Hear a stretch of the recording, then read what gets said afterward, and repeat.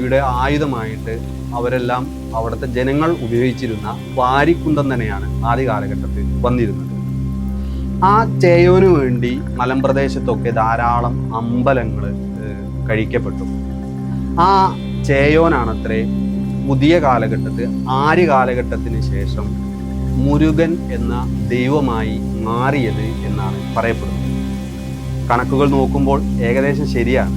മുരുകൻ്റെ പ്രധാനപ്പെട്ട ക്ഷേത്രങ്ങളൊക്കെ നോക്കുകയാണെങ്കിൽ, പഴനി ആയാലും മറ്റു ക്ഷേത്രങ്ങളൊക്കെ നോക്കുകയാണെങ്കിൽ നിലനിൽക്കുന്നത് മലമുകളിലാണ്.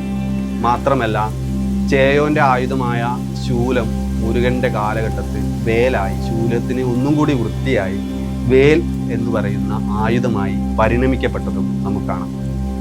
മുരുകനുമായി ബന്ധപ്പെട്ട ദ്രാവിഡ ചരിത്രം ഇങ്ങനെയാണ്.